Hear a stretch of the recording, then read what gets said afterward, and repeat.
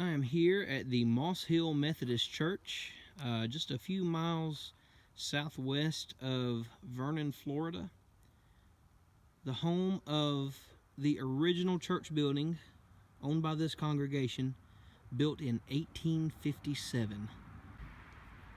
Moss Hill Methodist Church was first organized as a mission of the South Carolina Methodist Conference way back in 1823. So there's been a congregation meeting here for nearly 200 years now. Originally, there was a small log building that stood about 100 yards away from this spot that was home to the local Methodist and Baptist congregations for several years. The Methodists built this church building in 1857, and today it's listed on the National Register of Historic Places. You can see, looking at the boards, that there's kind of a mix between the round head nails and the square head nails. The square nails were used, I think, pre-1880s, and then the round-headed nails came after that. So a lot of the original nails used to build the church are still in place. Since the church was built in 1857, there's obviously no indoor plumbing available. So here's your bathroom facility right here, and it looks like a two-holer. Like most churches of the day, there are two entrances. It's always said that one is for the men and one is for the ladies. Men and women sat on different sides of the church. And you can see the pews are even still divided, the men's side and the women's side. Beautiful old church. Still got the old lamps hanging up and mounted on the walls. Church was built in 1857, like you've already heard, so there's obviously no electricity available.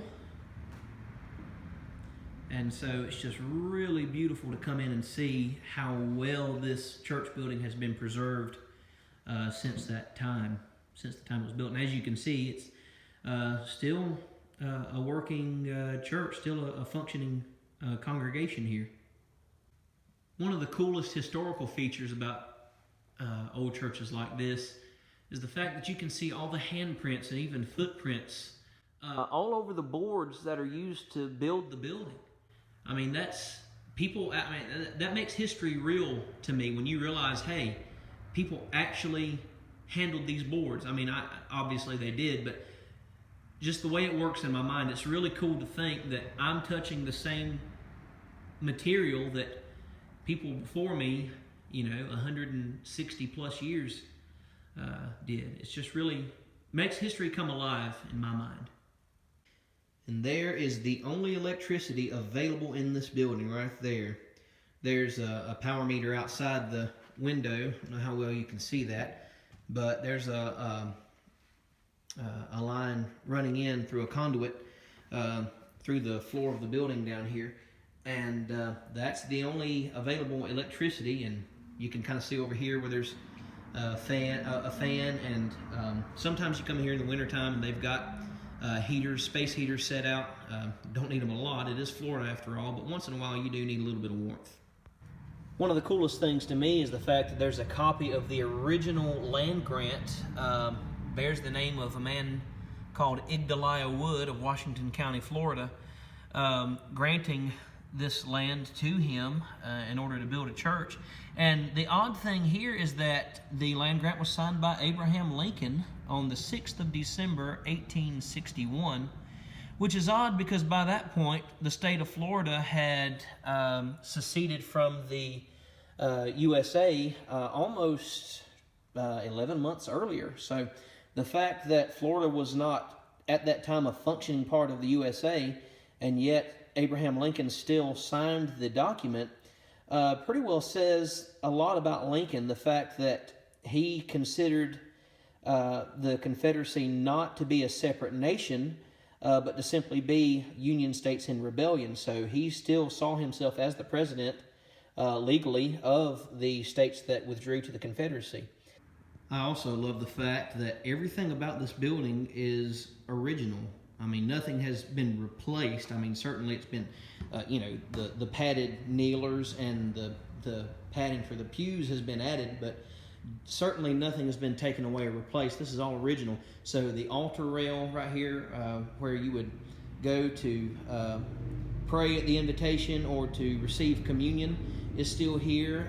The original pulpit and candle stands, which were obviously built in, and there's one of those space heaters I mentioned.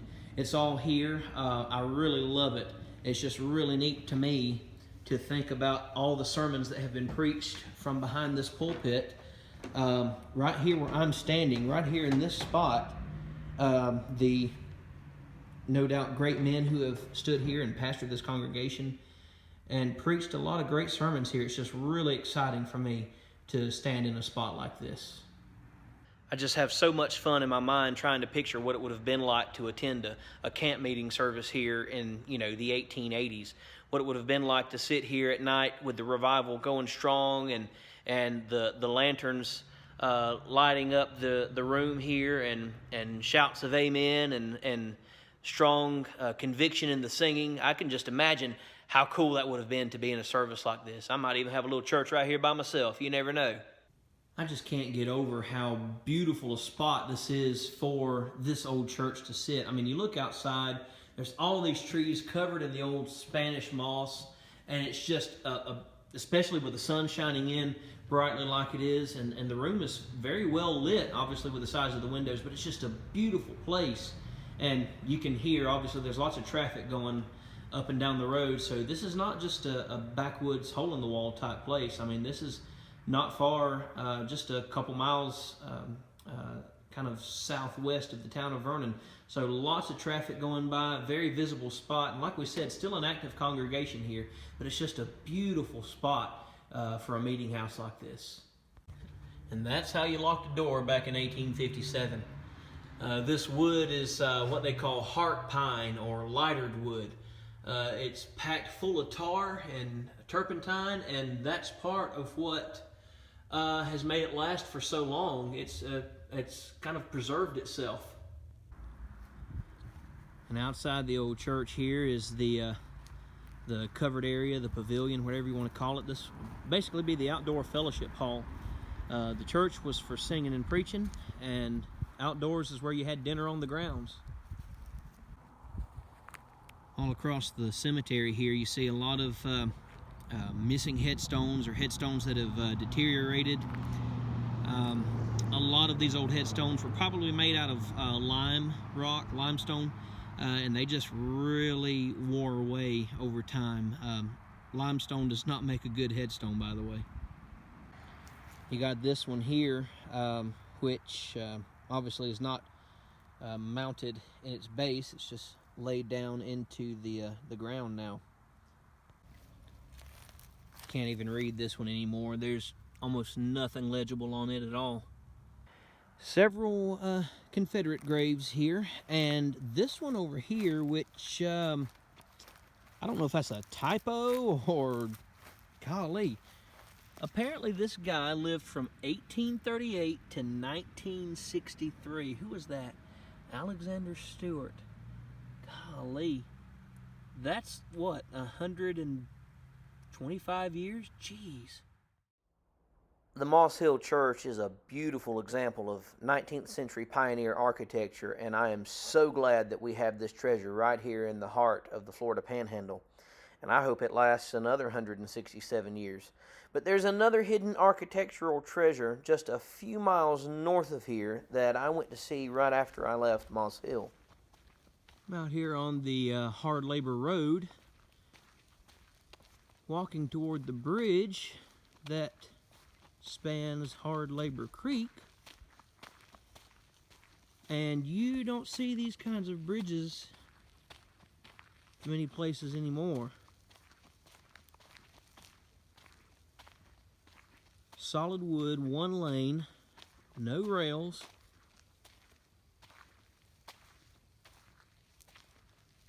You might think it's a little sketchy, but it's pretty solid.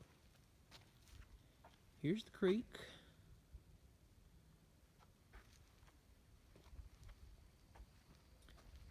Supposedly, well, I say supposedly, pretty sure definitely, somewhere around here, near where this bridge currently is, there was a small skirmish during the Civil War.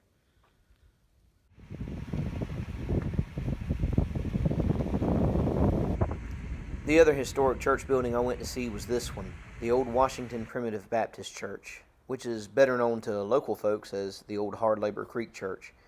The church was a couple decades younger than the Moss Hill congregation, as it was founded in 1848. The original log church building was built right across the road from this current one, which was built in 1931. It was constructed from heart pine, just like Moss Hill was. The building hosted services from 1931 until the early 90s, when dwindling membership caused the congregation to cease to function. But we're fortunate that the building and cemetery are still so well maintained and cared for by descendants of the original church members.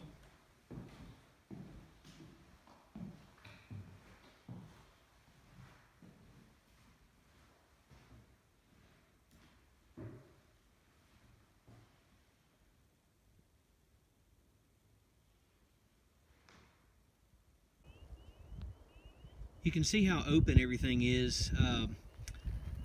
Back in 2018, Hurricane Michael swept through the Florida Panhandle and did a lot of damage around here. A lot of people still dealing with the after effects, but several weeks after the storm came through, I thought about this little church and I wanted to come check on it, see if it survived. There's these couple tree stumps here. When I pulled up and first saw it, these two trees had fallen on top of the little church here and damaged the roof pretty good, but fortunately it looks like someone has come back since then and done a good patch job on the roof, fixed it up nice. Matter of fact, you can tell just looking at it straight on. You can see how it's kind of crooked, leans to the left side of your screen there from the force of those two trees that came from the west side of the building and fell on it during the hurricane. This is also worth noting. A few years ago, a local guy named John Whittington, you see here on the sign, led the effort to restore the church building, and definitely want to send him a shout out and just kind of give an appreciation there for his effort to maintain this local treasure. I just love this old church. It's a piece of history. People were worshiping in this building in 1931, and they were worshiping in a log church building earlier than that, back there on the other side of the road, in the middle of the old part of the cemetery. But this church is so simple, so unadorned, and I just love it. There's no decoration of any kind, not even a cross. It's a primitive Baptist church, and so they are known for their simplicity in the buildings and lack of adornment. No musical instruments accompanying the singing. And you can kind of hear by the echo of my voice inside this little room just how loud it would have been, and how I just wish I could have a congregation in here long enough to sing a couple hymns and just hear what it would sound like to have everybody's voices united, singing, praising the Lord in this little building. It would be an awesome thing to see. Maybe one day I can get up a group of folks to come down here and do that. But I love the simplicity, and I love the history that I know is contained inside these four walls.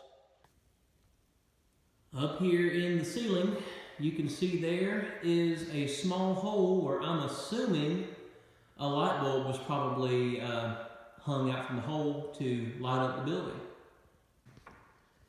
Up here, I don't know if you can see it very well, but there's a small piece of plywood covering up what I'm assuming would have been a hole for a stovepipe. Keep the little building warm on cold Sundays. Sadly, of course, another effect from those two trees falling on this building, you can see the wall has kind of separated a little bit. It's bowed out.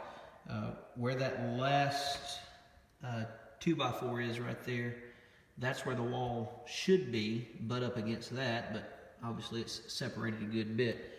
Fortunately, though, it appears that the windows were not damaged, and they're still intact. And once again, just like at the Moss Hill Church, you look across the boards that make up the building and you see handprints and footprints of those who labored to build this building to worship in.